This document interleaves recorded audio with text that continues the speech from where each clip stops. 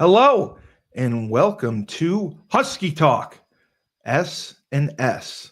I am your host, the best podcast host in the universe, Steve Cully. I would like to thank our sponsors at Procyon Partners. They're one of the top 50 fastest growing companies in the nation. President Sean Rabinowitz, proud supporter of Husky Talk. They specialize in employee benefits, wealth management, and retirement planning. And there's going to be a Tesla in my driveway any day now. Green Street Trust International, owned and operated by Rennell Jump. They work with businesses, small and large, and will save you money on your taxes or give you a nice big fat refund. To schedule your free strategic tax planning session today, go to www.greenstreettrust.com. We have Pete Finch and the Finch Law Firm out of Bridgeport, Connecticut. Pete has won legal battles all over the state for the past 8 years. If you've suffered any type of personal injury, slip and fall, construction beam hit you at a site, your mother-in-law tried to run you over with her car, the Finch firm is for you. Pete will do everything in his power. He goes up against insurance companies and he will get you every dollar you deserve in compensation. Dynamic Human Performance. Andre Dixon, UConn legendary running back, has a 5,000 square foot facility in Hartford. He trains boys and girls of all ages, worked with them in all sports. He just started a new athletic development program where he will take you from the ground up, your sport of choice, and develop you to reach your potential, to become your best, and hopefully earn a scholarship. Andre has sent kids to schools on scholarship, boys and girls, all over the country.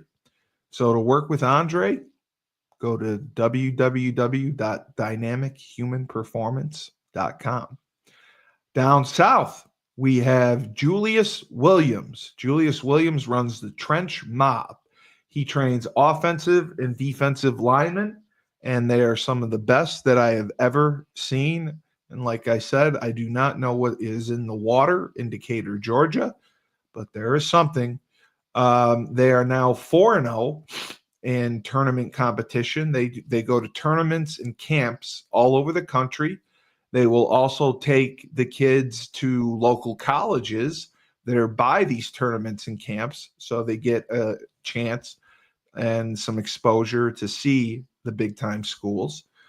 Julius has an amazing coaching staff. They've done a wonderful job, and he has sent kids to Florida State, Florida, Miami, Tennessee, Georgia, Alabama, you name it, Clemson, you name it, he has sent kids there. So if you want to work with Julius, go to battleofthetrenches.com. And now for my Robin to my Batman, Sean Mulcahy. Sean, former teammate, good to see you again. Love the background. Good to see you, my man. Yeah, yes. I'm feeling, representing 03 captains here. So I'm glad we talked briefly before, and I'm glad to watch Temple of Doom and Black Crusade. Right off the bat, Temple of Doom didn't do too well, and it was always thought of as like the poor man. Yeah, I read that. I was surprised to hear that, Spielberg, like, it was considered somewhat of a disappointment. And like, I would never say that about it. I would never say it was a disappointment. So that was kind of surprising to hear. It caught a lot of people off guard because it's a movie and it's not a sequel, it's a prequel. Right. And the bad guys in the movies are often the Nazis around time. And this time it wasn't. It was a band of a thuggy Indian cult. Yes. So I know Indians do not like this. Well, with the Cleveland Guardians and the Washington Commanders and all that going on, probably not. Probably it doesn't stand the test of time. We don't eat like that. We're not eating monkey brains. We're not eating snakes out of snakes because that dinner table seemed incredible. First of all, the cushions look so comfortable. I know. Who was the guy who thought of all the crazy things to eat? I mean, it had to have been one of the producers, or one of the writers that did it. The screenplay was by Jeffrey Boehm. So maybe it was him. Maybe it was George Lucas. George Lucas can get a little out of his mind. I mean, who knows? But yeah, I agree with you on that. But I do think it kind of throws you off because, it starts in 1912. And then, the prequel aspect of it was not necessarily appreciated like I think Spielberg thought it would be, because Raiders of the Lost Ark just killed it. Yeah. And they were over budget, so that Yes, obviously over budget, which ends up working right. The airplane chase scene in Last Crusade was supposed to be in this film. I read that. Yes. And they also wanted to do a motorcycle chase, Great Wall of China, but the Chinese government at the time wouldn't, so they took that out.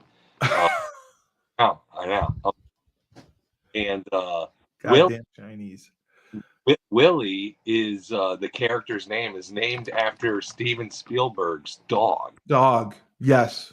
And Indiana is George Lucas's dog. Yes. I read that. That's crazy. And Short Round is another person's dog, because Short Round was Q Huan, the little guy. Yeah, let me see if I get this up here. I did not know that. Okay. Yeah, it was so fun. Okay, so the screenwriter Willard Hook, his dog was Short Round, which was named after a 1951 Steel Helmet movie. But so funny things, and this is where Spielberg and Kate Capshaw got married shortly after this film. Yes. Right. And I was surprised when I read that Sharon Stone auditioned for that part. And I don't think she would have pulled that off. I don't think she could have been Kate Capshaw. Capshaw nails it with the screaming and the shrieking, just being so out of her comfort zone in the jungle. Like, I know so many people who are like, I can't watch Temple of Doom because the amount of screaming, too much screaming. I go, that's where you got to give her a lot of credit for her. A movie really says a lot, because they're on their way to the castle or palace. She's screaming all over the place with the elephant, with the mud falling into the mud, and then at night with the snake, and then the next night with the dinner, and then they get in behind the caves and everything. She's screaming the whole time. And then they're on the roller coaster mine shaft little cart thing, and she's screaming all over the place. Yeah. I mean, it's just crazy how George Lucas was doing, Star Wars, and then he's getting involved in the Indiana Jones series. It's like, this guy's a madman. Like, I can't imagine how he was able to participate in both. And he insisted on making a trilogy out of Indiana Jones because of it. He had a 3-movie series for it, and that's what they ended up doing. Yeah. But yeah, the budget went over, but I mean, most movies do go over budget. There's very few movies that stay on budget. It's still grossed, what's it say? Like $333.1 million. Oh no, I'm sorry, that's Temple of Doom. Sorry about that. Okay, so yeah, okay, all right. The budget was 48 million, and they only they only got 474.2 million at the box office. So yeah, big flop. Big no, I'm sorry. 33.1 $333.1 million. So a big flop at the box office You know, on a $28 million budget. Really? We're going to complain about that? at this time they were doing a lot of, like, there was like the Allen specials, which and like Temple. No one actually did one of these. He did a bunch. This guy Alan, or the Alan Quartermain series, and then going back to Jewel of the Nile and Romancing Stone.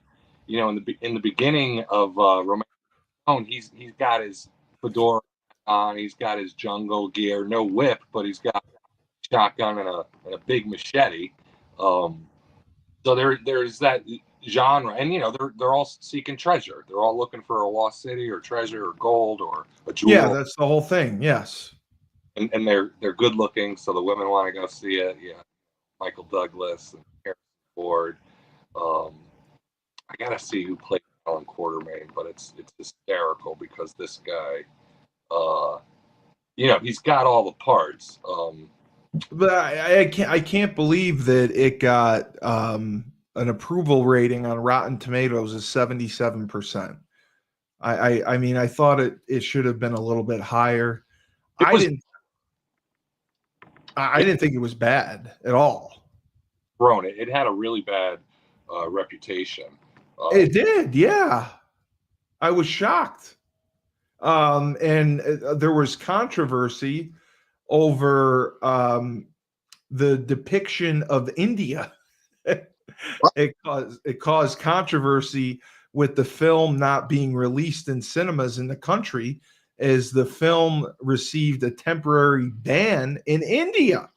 They didn't like the way they were being perceived. I know. Yeah. So Richard Chamberlain and Sharon Stone and James Earl Jones were in the 1986 Alan Quartermain and the Lost City of Gold. Okay. The same type of thing. You know, it's definitely a lot more low budget. So you can tell it's not as high quality, but a lot of movies around the time were getting thrown into the mix like this. It was a real, you know, you had westerns, Yeah. and these, and then in the 30s and 40s you had the robbers and the gangsters, all that stuff. Yeah. I was telling Dave Schumann about the movies you were suggesting to me. So Schumann goes overboard. He's telling me that I have to watch Gone with the Wind and Casablanca. So it's like we're talking about 80s movies. Now he wants me to go back and watch movies from like the 50s and the 40s. Yeah, Really? Sure, they are good. Like Gone with the Wind is really long. So you've seen it? I feel like I every movie pathetically, but I haven't. But I've seen both of those. Okay. Gone with the Wind, it's good and it's a good period piece, but it's super long and yes, that's what he said. Yeah. And then what was the other one? Sorry, Mike. Casablanca. He wants me to watch. Humphrey Bogart. Like my favorite movie of Humphrey Bogart is The Atlantic, North in the Atlantic. He's like a cargo ship captain during World War II. Ships over to Russia and the Allies, and they got like submarine territory, Atlantic stuff, and it's just good. But Casablanca is like considered his best role. He won an Oscar.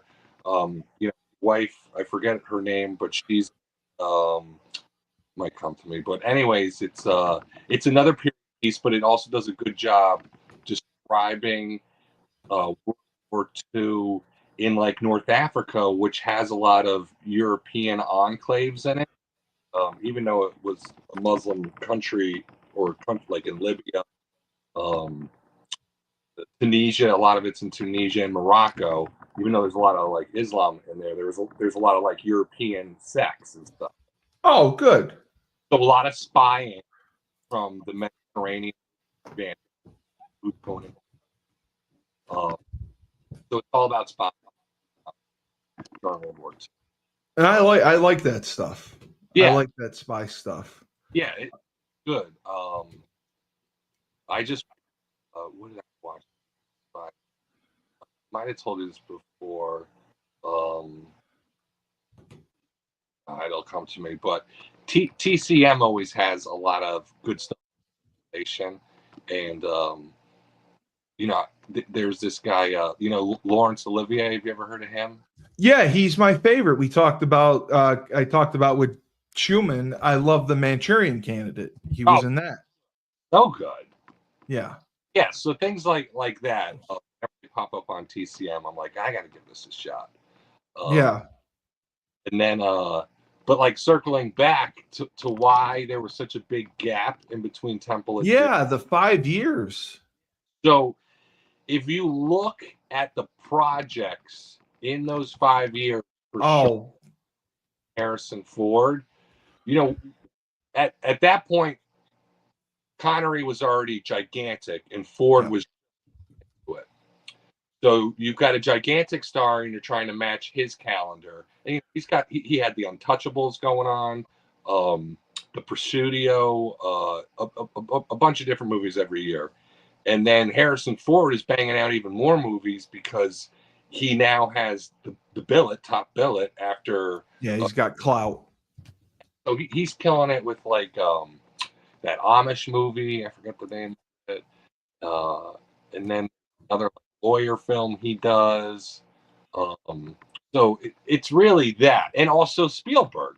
He had a ton of projects. Oh, yeah. Spielberg was nonstop. Guys on the same schedule, it took some time. And then, they wanted to make it big. So they started looking at locations probably only 2.5 years after Temple of Doom. Like in the summer of 86 and 87, they were probably looking at, they were in Jordan for the, the ending scene where the Grail is. Yes. Jordan. And then they had to look at Turkey, and then they were in Morocco for a lot of the other Genderen. I know they didn't go to Turkey for that, but then they were in Austria. They were all over the place. So all those film shoots take a lot. Like I think it was that to film that movie, it definitely took like at least a year. Probably the Last Crusade. You're saying it took forever to film. Yeah, they were in Italy, but that port scene where they're filming the boat chase scene. Yes. Like LA. That's in like Long Beach Harbor. Oh, wow. I never would have expected that. And you're right. They started writing the movie and they had it written by like 1985. Yeah, there you go. It says, and they kept rewriting it, and it finally got the final rewrite was in 88, and The Last Crusade got some negative reviews because Sean Connery wanted to make it a little more comedic, I guess. And it got mixed response because of it. I didn't find it overly like humorous. No, Like, a couple of fun scenes. So I remember seeing this in the theater with my parents. Yes, you said that. Yep. So the scene where the plane drops the bomb right after the tunnel and the car crashes into the crater. Yeah. They lost it because Sean Connery's like, well, it doesn't get any closer than that because the plane explodes out of the tunnel and then the other plane drops the bomb and then they fall into that. So I remember them dying at that scene. They also, when they're in the like sarcophagus area in Rome, when they're underneath the ground in the what do you call those?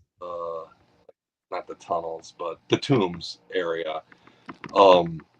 there's an image on the wall of one of like the tombs, and it's of the Ark of the Covenant from the first one. And she goes, "Well, oh, that looks like the Ark." And he's like, "It is the Ark." And she goes, "Are you sure?" And he's like, "Be sure." And it's very subtle. It's very subtle. Yeah, yes. I always think that's hysterical because with continuing with the story, he's positive, and he's like, "I'm pretty sure." And then the other funny scene is when Harrison Ford realizes that Sean Connery slept with Elsa too. Oh, wow. I did not know that. Okay. So when they're like tied up in front of the fireplace, he's like, "Hattie talks in her sleep," and one thing leads to Yeah. like, "You're like an old man." He's like, "I'm not an old man," So that's also kind of funny too, because they're clearly playing on the old Bond character. Because Right. even though he's old in the movie, he was still, He's still a heartthrob. exactly. Yeah, I mean, I was never an Indiana Jones guy. Now, after the Last Crusade, they did a remake in 2008, correct? I think so. The Kingdom of the Crystal Skull. Big flop. Yeah, that was all that I remember. I actually did watch that, and I thought it was atrocious. Um, South Park. and South Park did the thing on them. yes, yeah, that's right. That's right. And they do another one after that? They didn't do another one, right? Did one like 2 years ago or a year. That's right. That's right. And how did that do? It was kind of cool. So they brought back, and you could see they're trying. It's not as good as the first three. They're trying to jam in all these different connections from the old. Throwbacks from the old ones. It's too much. And he's literally 80 years old in the movie. He is. No, I know. Fantastic shape, but it's like, come on, man. So it was a cool concept, the newer one, loving history with Archimedes and the Antikythera mechanism was pretty cool. How they used all that. I mean, with what they were working with, they did a better job than the Crystal Skull. I'll definitely give it that. Yeah, Indiana Jones and the Dial of Destiny. That's the one. Maybe I'll watch it. I'll check it out. I'm gonna go back and watch Raiders of the Lost Ark. I haven't watched that in forever. Oh, so that's great. Yeah. There's some funny, subtle comedic things in there. That's the movie where the guy whips out the sword to fight and just shoots him. It's hysterical. Yeah, I mean, it made me want to watch that, and then because of your movie references, we were requested Fast Times at Ridgemont High. They wanted us to watch The Goonies, of course. Somebody mentioned Pretty in Pink. There's some funny scenes in that movie. It's a girl movie, but there's some Pretty in Pink, really funny scenes in that movie. Okay, all right. You know what? I'll check that out. Is Fast Times at Ridgemont High the one with the Phoebe Cates? Yes. In the bikini? Okay. That one I liked. I wanted to ask because I know you don't watch a lot of Netflix.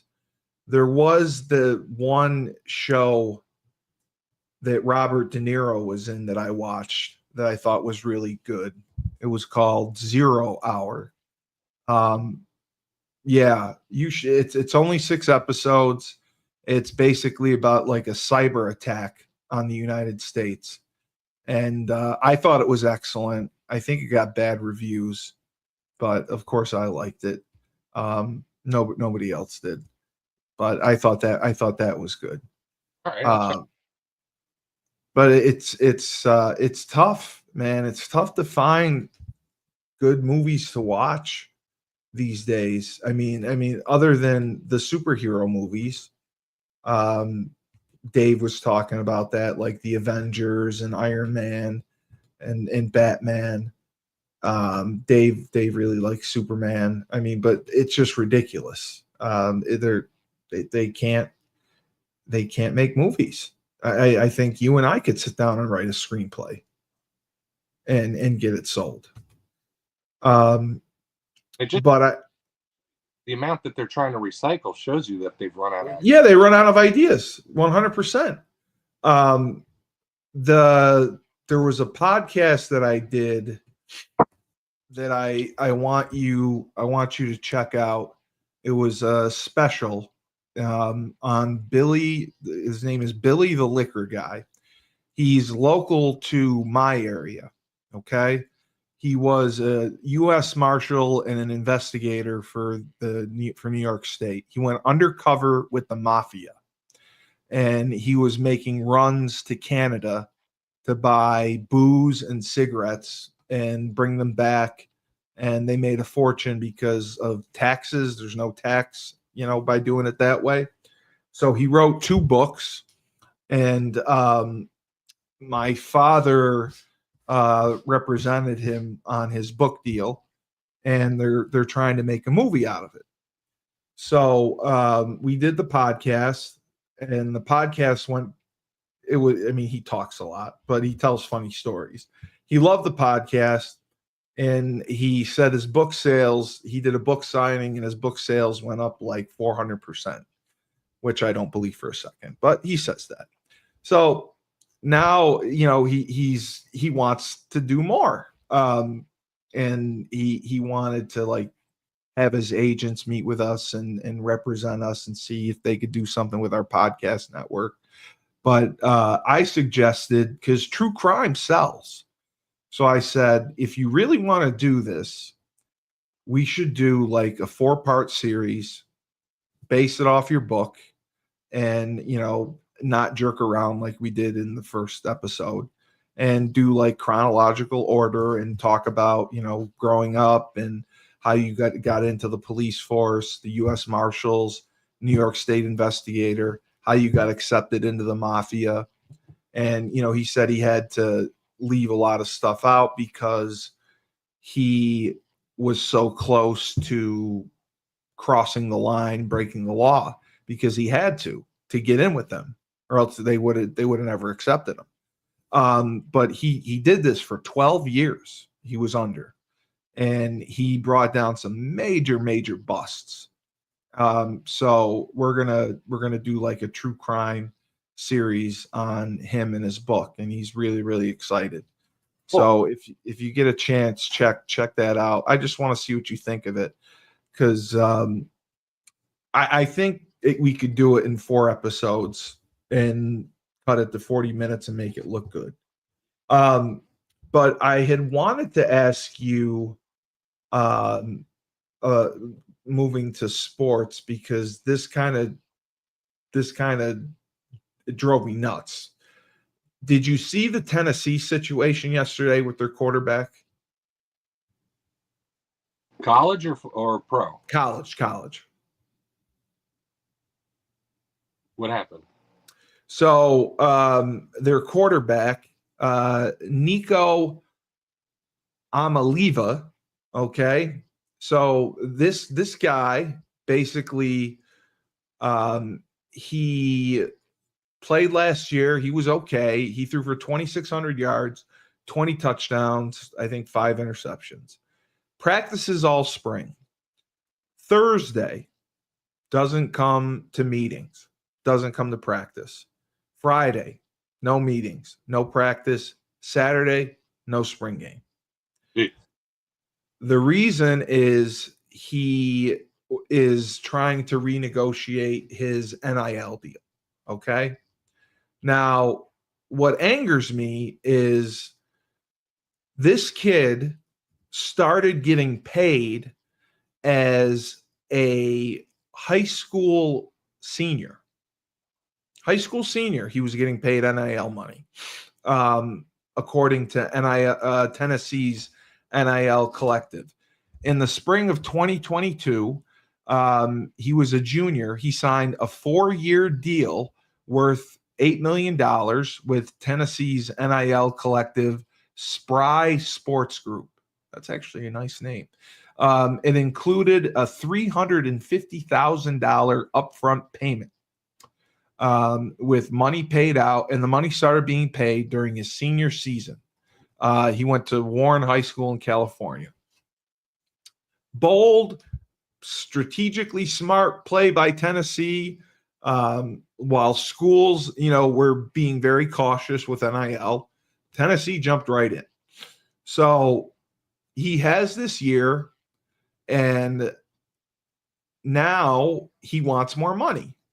He played, I think he redshirted, then played this year. It said, okay. So he threw 19 touchdown passes, but 11 of his 19 touchdown passes came against lesser competition.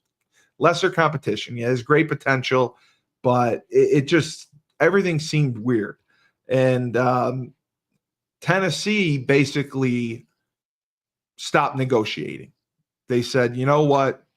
He's missed practices, meetings. He's not playing in the spring game.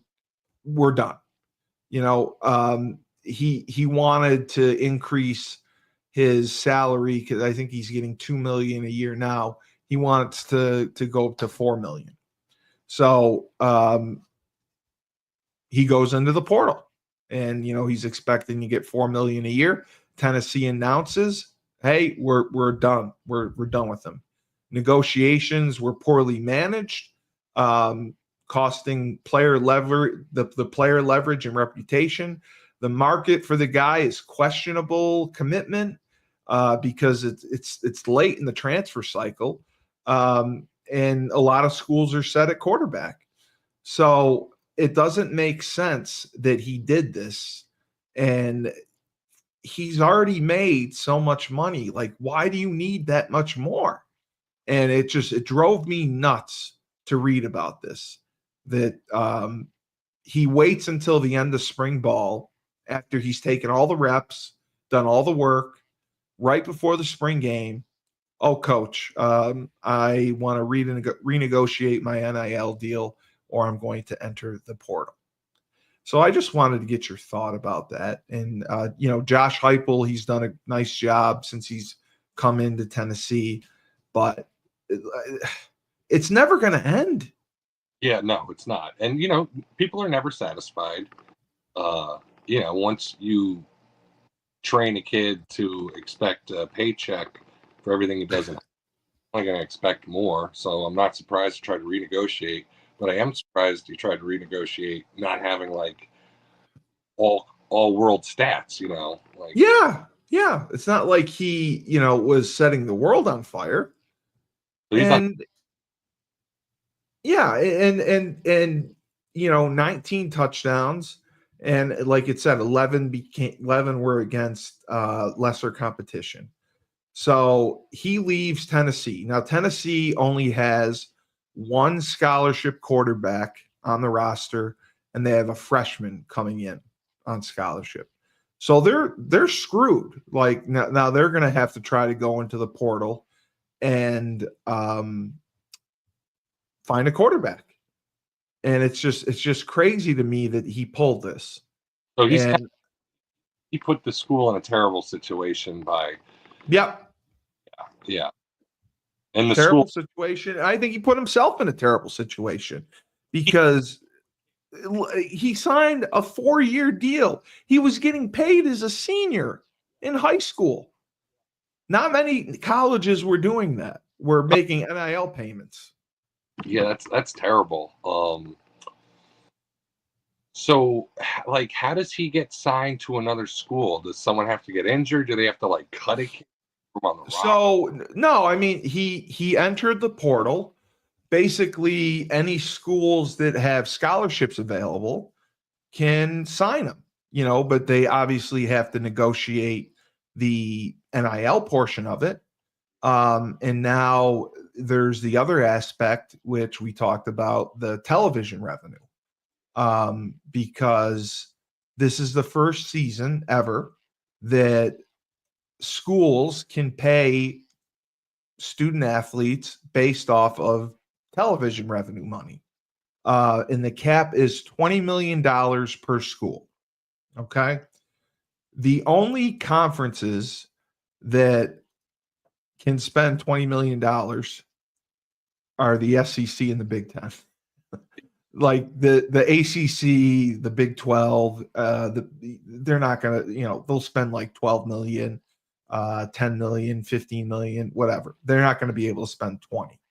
So now, like, it's becoming, the way I put it is, like, 3 or 4 years from now, it's going to become like the NFL salary cap was when it started in 94, because you're going to have the television revenue money combined with NIL money that they can use to pay these kids.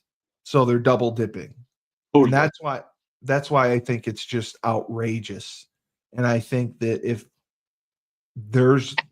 nobody puts a stop to this, it's just going to blow up. It's going to blow up. Yeah, it's like anything that it can't just keep going up and up, and if it does, it'll blow up.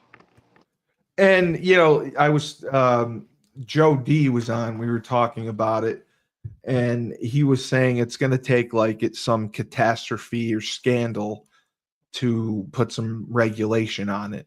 And I'm thinking in my head, I think I said this to you, like, the only scandal I can think of is the cartel having NIL money to the U, yeah. sending money there, or the mafia sending money to Rutgers or St. John's. That's the only thing I can think of. Otherwise, the NCAA is the definition of impotent. Yes. They won't do anything. They won't do anything because they know if they go to court, they're going to get sued. Now, the other news I wanted to ask you about. So this happened last year. I don't know if you remember it or not. There was a quarterback who went to Florida. His name was Jaden. I'm going to get his last name in a second. He went to Florida. He was guaranteed so much money, whatever.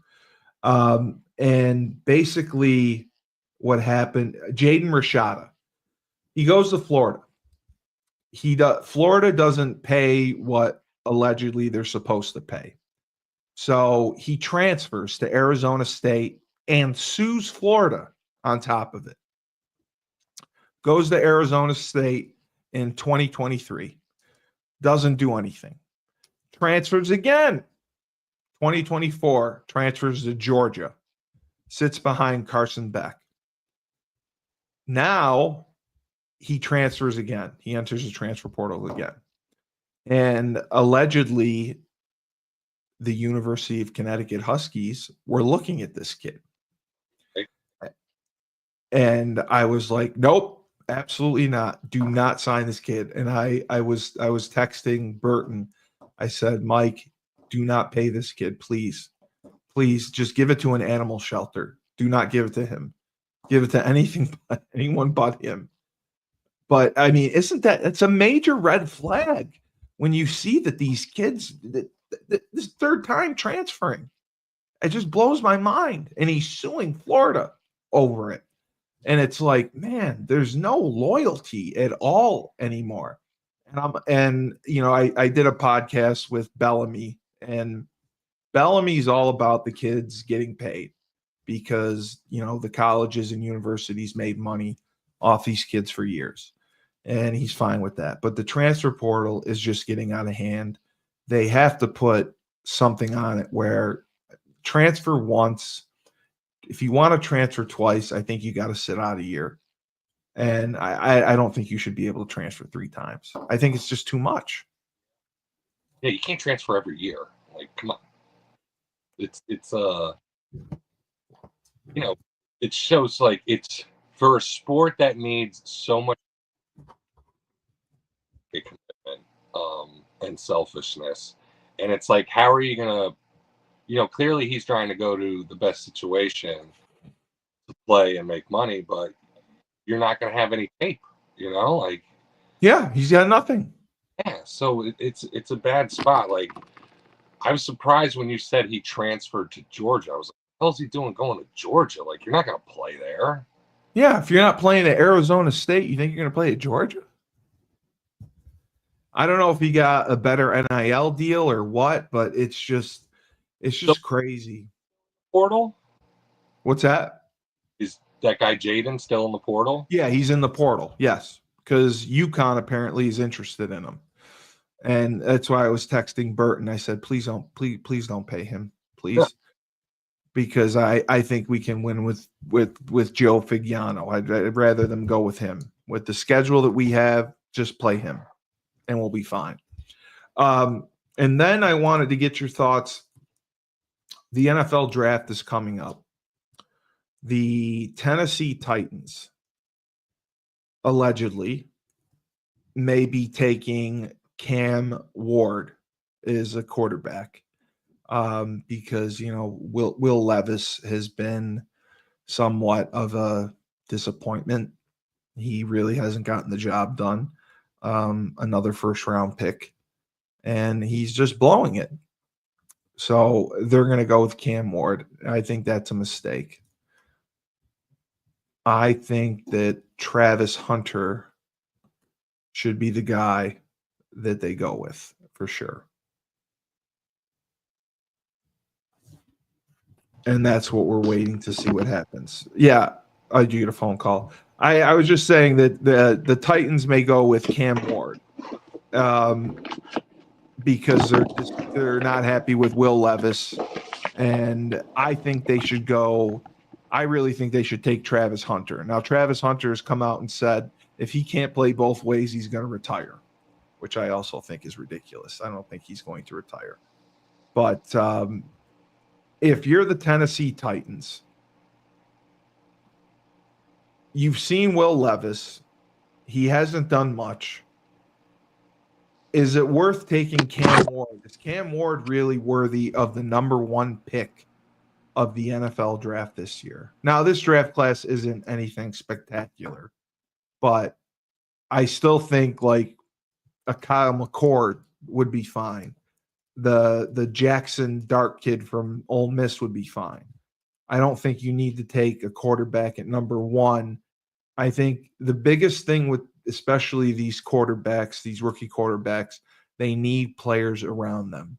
That's why Bryce Young struggled so much at Carolina. He had nothing around him. Give him some, and that's why someone like Brock Purdy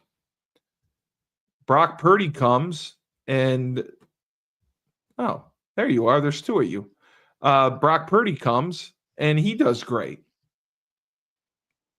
So I missed like about the last 2 minutes of your speech.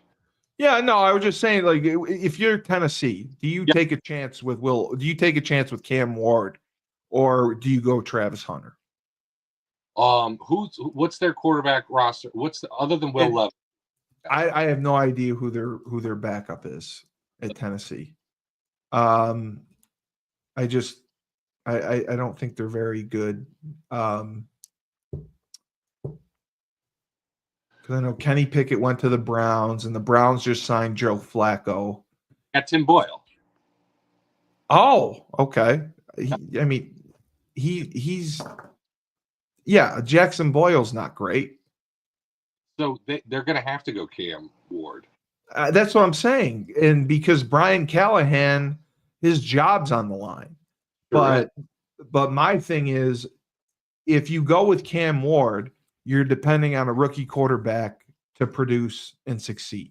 Well, that also, on the other side, it gives you the extension because you're saying, that's what you have to do. Yes. You said we're taking a rookie quarterback, we're developing. So if we go 5-13, we deserve another year.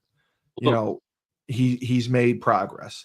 So we've established pretty much that Tennessee's going to take Cam Ward. The question now comes down to the New York Football Giants and what they're going to do. And everyone has said Joe Shane has spent more time out in Colorado than anyone looking at Shedeur Sanders. And Shedeur Sanders, like we talked about, has continued to move down the draft board. So I think, you got Russell Wilson, you got Jameis Winston. If they do, in fact, take Cam Ward, number one, you got to take Travis Hunter. Yeah. By far, right? It's not even close. I'm starting to believe more. The Giants have done a good job this year, not letting what they're definitely going to do.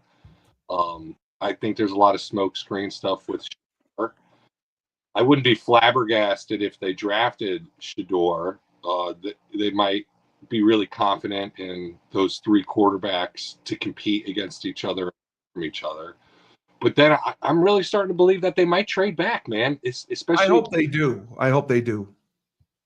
If they could trade to like 6 or maybe 7 with the Jets, or 9, the latest, with the Raiders, and still stay in the top 10 and accumulate, they would. If you trade back into the top 10 and you're letting someone jump that much, you're getting at least another first and second round pick. Yeah, I agree, and they need that much help. They do. They need that much help, and that's what I'm banking on. I'm hoping they do that. And then the other question I had, Austin Jeanty, the running back from Boise State. Yeah, he is ranked in ESPN. Their top players. He's ranked number 3. Where do you think he ends up in the draft? Do you think he goes in the top 10?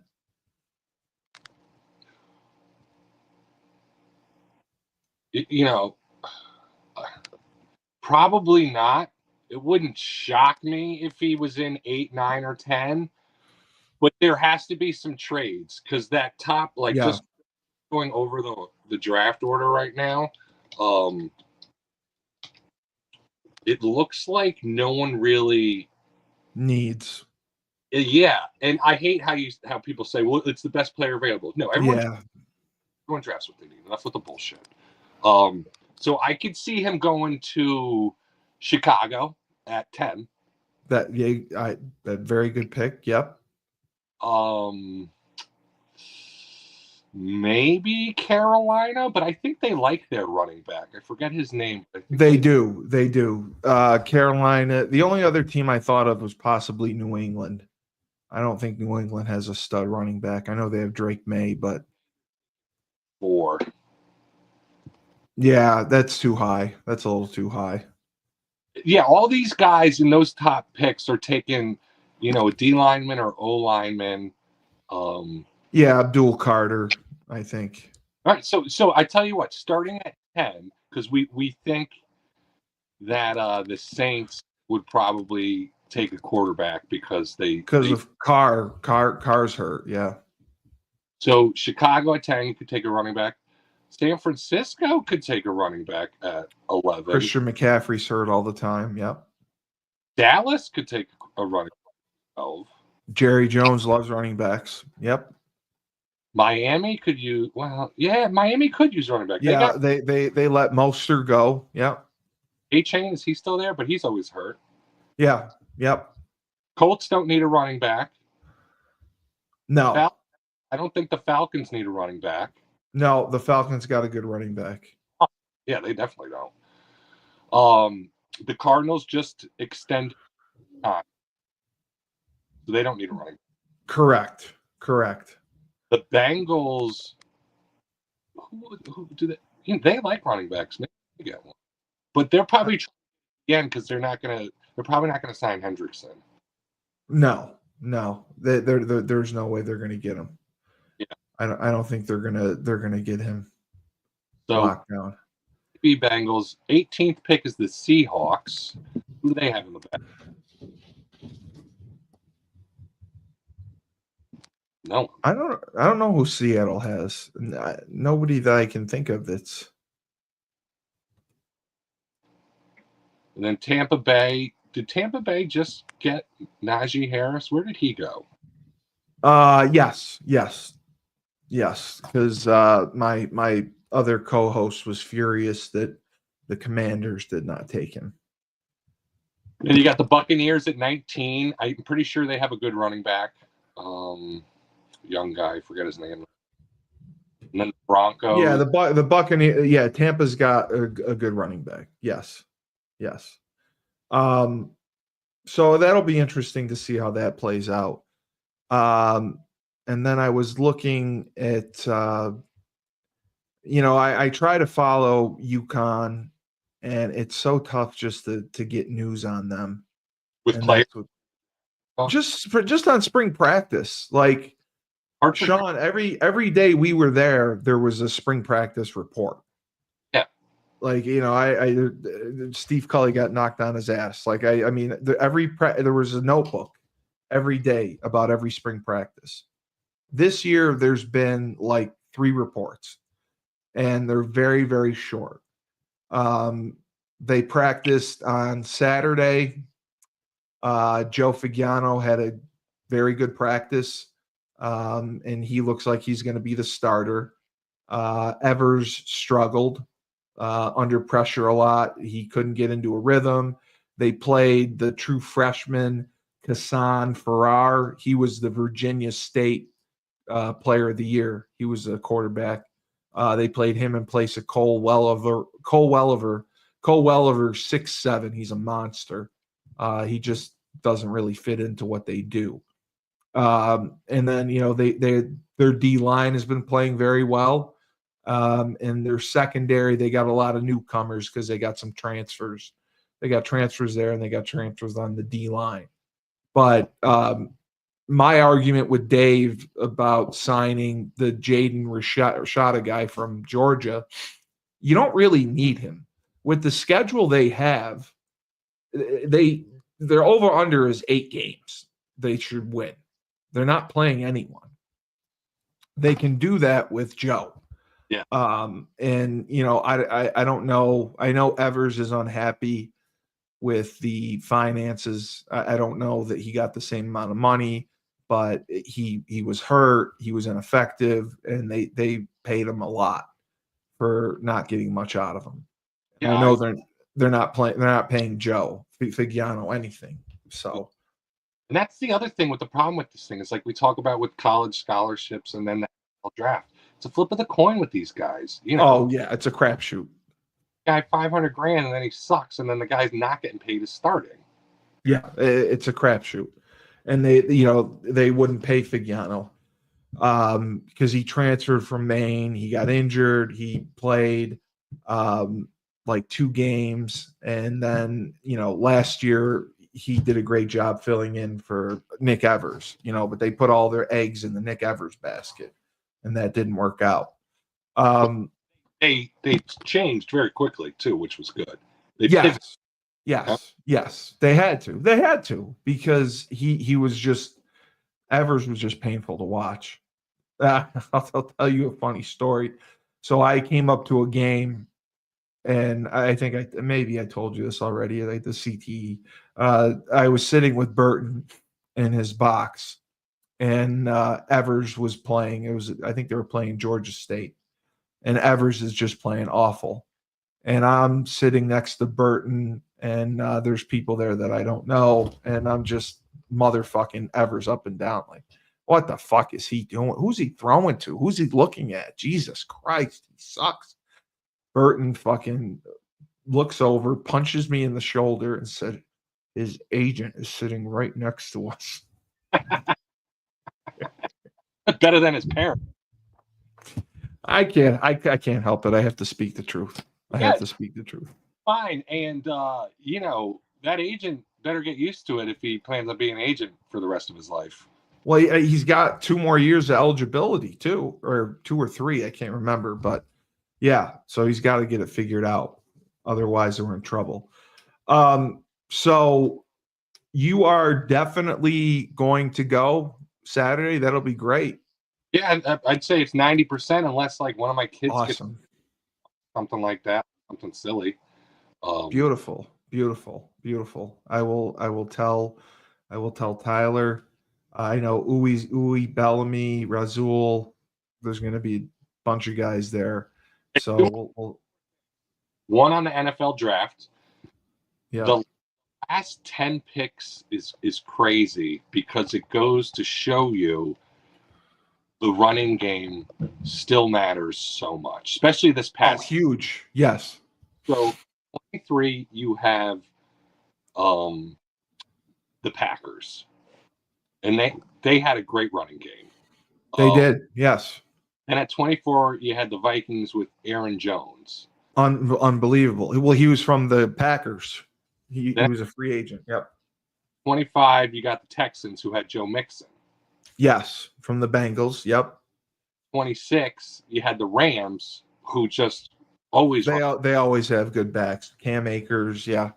And at 27, you've got the Ravens with Lamar and they have the best rushing attack in the NFL. And at 28, you have the Lions with their two-back system. Gibbs has been unbelievable. Yep. Then at 29, you've got the Redskins with Daniels and Gibson and whoever else. Gibson's been great. Yep. Jaden Daniels has been great. Yep. 30, no, I agree. Buffalo always had a good running game. Yes. Yes. Buffalo, when they switched offensive coordinators, Joe Brady was the OC. He increased the running game and he did a much better job. So I give them full credit for that. And Philly, great running game. So say like that dude Beatty from Boise State falls after 20. Any of those teams will gladly pick him up. Oh, in a heartbeat. He'll be the best player on the board. You can't pass him up. Some people were comparing him to Saquon. They think he's as good as Saquon. Yeah, so I mean, he broke all my players' records. Barry Sanders. Yeah, he was amazing. I mean, he did it all. So it'll be interesting to see how it plays out. I'm trying to think if is the draft start this weekend? No, yes. No, I think it's the 24th. 24th is the first day. I just hate how they drag it out now with the Thursday night, Friday night, all that. It's all about the ratings, all about the money, all that good stuff. My top 3 picks on the first day. It's great. So that's awesome. I will be able to see you Saturday. How far a drive is it for you? Maybe like 50 minutes. Okay, good. Because we'll hang out and we'll go out. We'll do something after for a little while. Briefly. Yeah. We'll see how briefly. We'll see how it goes. Hey, when you watch Raiders of the Lost Ark, I can't wait to watch that now. Yeah. My favorite thing about that movie is that there's a really cool submarine scene in it. Really? Yeah, I know. It's cool. That is the same submarine they used in the movie Das Boot, the World War II submarine movie. So they were filming both movies at the same time. Using the submarine. Yes. And so wow. Spielberg asked Wolfgang Peterson, the director, I think they were in Malta filming this. And they said, listen, we just need a couple shots with the sub. And they did it in like a day or two for Raiders of the Lost Ark. And then they gave it back Das Boot. Unbelievable. No, I can't wait to watch that. I'm going to watch Raiders of the Lost Ark. And then if you had to pick Gone with the Wind or Casablanca, which one should I watch? Casablanca. Go with Casablanca. Yeah, you're with the time frame. You know, the Nazis are still the bad guys. Yeah. Perfect sense. And the other was try to note, especially in Raiders of the Lost Ark, Indiana's handgun. It's a revolver. It sounds like a goddamn. Oh no! You told me that a howitzer goes off. I can't wait to hear it. I can't wait to hear it. All right, so I have to mention Ned Von Young, Fresh himself, Fresh Fold Laundry Company, located in Carborough, North Carolina. It's a high-end laundry service, as Ned Vaughn corrected me on. You can go and online scheduling. You drop your clothes off. You pick them up. They wash, dry, and fold them for you in lightning speed records. They help the elderly. They help the handicapped. And they also have deals for college students in the Chapel Hill area. University of North Carolina, NC Central, Duke University. Go to their website. It's freshfold-laundry.com. You can see all their services. So for the man himself, Mr. Sean Mulcahy, so I'm excited. I'll get to see him on Saturday. I am Steve Cully, the best podcast host in the universe. Remember, when life gives you lemons, don't make lemonade. Take 2 oranges, throw them right back at Tyler King.